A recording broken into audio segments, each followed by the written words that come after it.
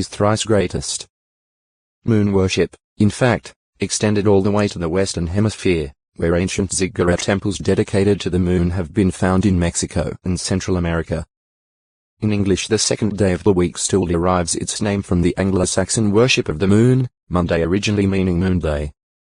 The moon worshippers attributed powers of fertility to the moon and looked to it to make their crops and even their animals grow.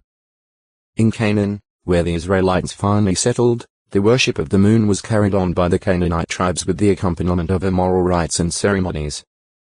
There the moon was sometimes worshipped under the symbol of the goddess Ashtath Astarte. Ashtath was said to be the female consort of the male god Baal, and the worship of these two frequently ensnared the Israelites during the period of the Judges. JG 2. 13. 10. 6. King Solomon's foreign wives brought the contamination of moon worship into Judah. Foreign god priests directed the people of Judah and Jerusalem in making sacrificial smoke to the sun, moon, and stars, a practice that continued until King Josiah's time. 1 Kai 11. 3-5, 33.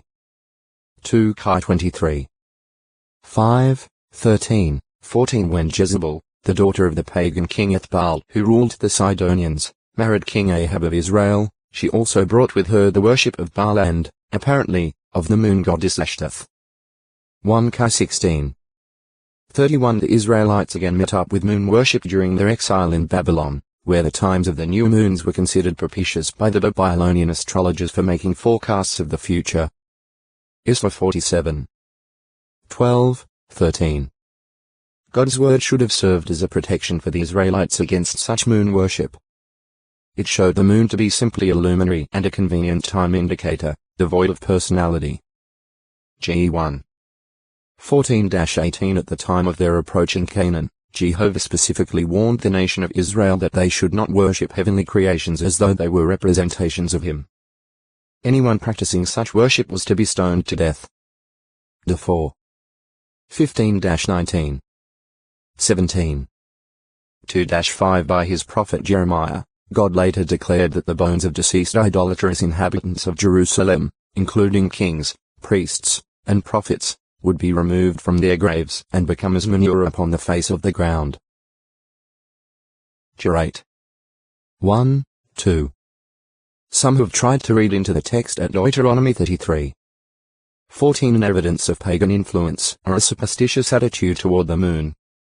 In the King James Version this text speaks of the precious things put forth by the moon. However, as more modern translations show, the sense of the Hebrew word rendered moon here a middle dot chime is actually months or lunar months and basically refers to the monthly periods in which the fruits ripen. Similarly, Psalm 121. 6 has been held by some to indicate a belief in the idea of illness caused by exposure to the moonlight. By reading the entire psalm, however, it becomes evident that such assumption is unfounded, since the psalm rather expresses in poetic form the assurance of God's protection against calamity under all circumstances and at all times, whether in the sunlit day or the moonlit night. Stilo textoi acute miritra longo, Mordecai 431 Law Covenant. The new moon of each month is still observed by Orthodox Jews as a minor day of atonement for sins committed during the month just ended. Nisan 14, when the moon was approaching fullness, marked the time of the celebration of the Passover and also the time of the institution by Jesus of the Memorial Supper, or the Lord's evening meal, commemorating his death. Mount 26.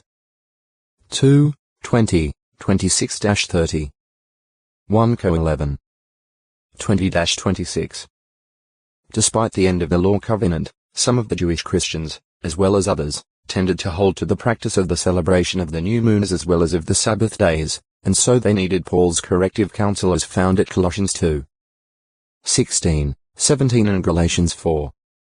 9-11. Mordecai Kai. 1. One who returned to Jerusalem and Judah in 537 BCE after the 70 years of exile in Babylon. As 2. 1, 2 Mordecai was a prominent Israelite and leader who assisted Zerubbabel and was distinguished in the initial genealogical enrollment of the re-established community in Judah. NE 7. 5-7. 2. The son of Jer, the son of Shimei, the son of Kish, Benjamin at Ez 2. 5, an older cousin and guardian of Esther. As 2. 7. Mordecai is portrayed solely in the Bible book of Esther. The book recounts his prominent part in the affairs of the Persian Empire early in the 5th century BCE. Evidence points to him as the writer of the book of Esther. Some doubt the authenticity of the book or that Mordecai was a real person.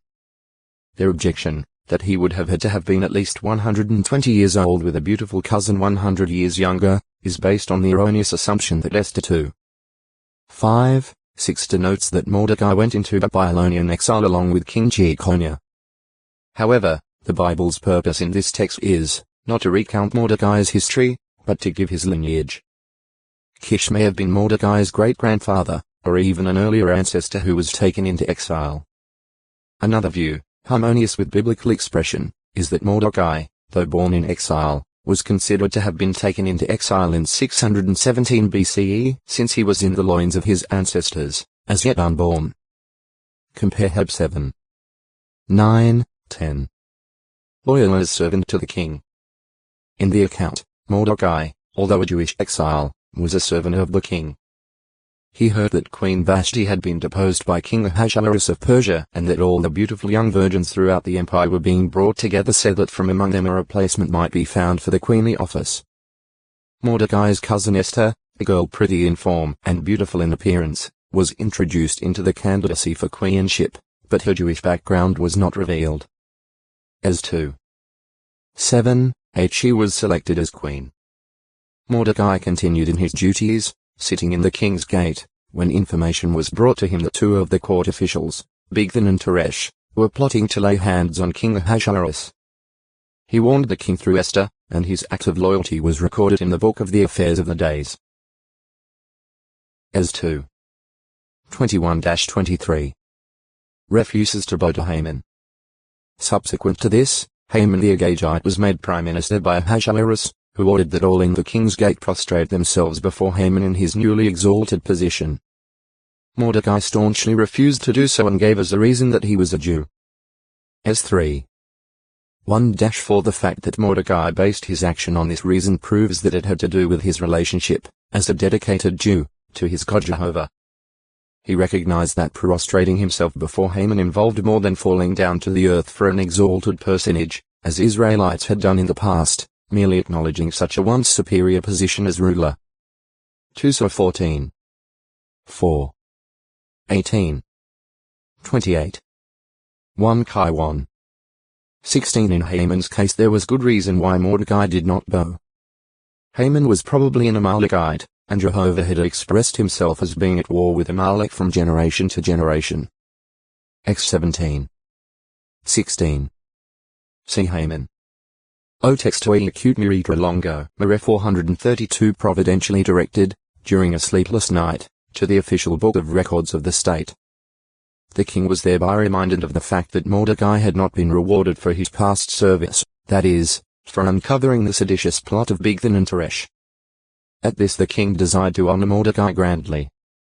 To the mortification of Haman, who was commanded to arrange and announce this honor publicly. As 6. 1-12. Esther succeeded in indicting Haman for gross misrepresentation and calumniation of the Jews and for treacherous scheming against the king's own interests as well.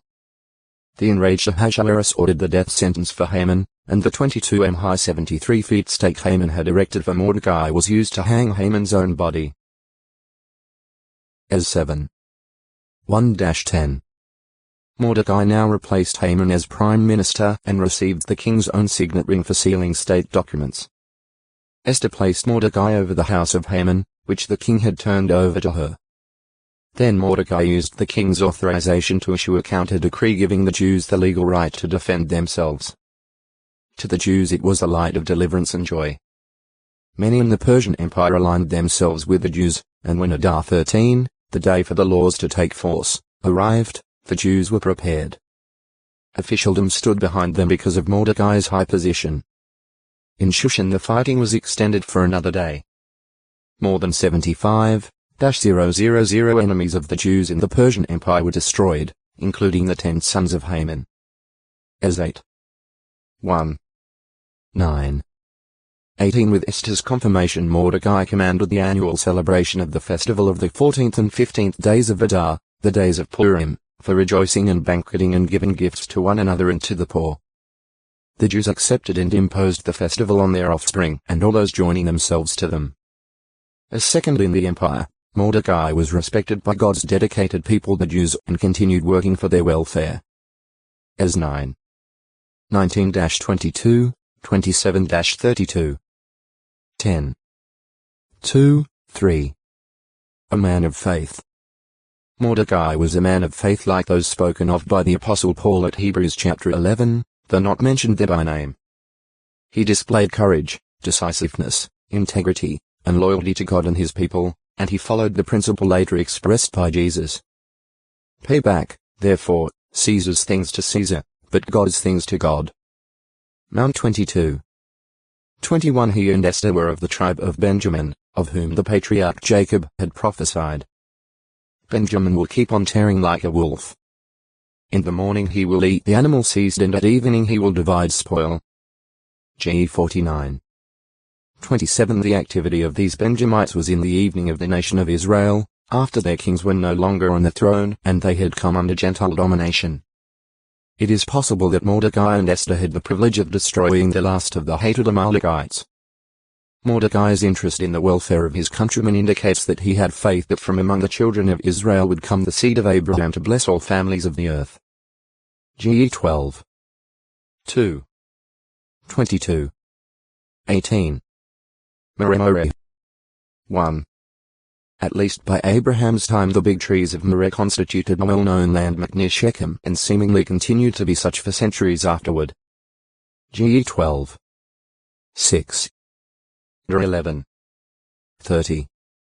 Perhaps also alluded to at GE 35. 4. Jos 24.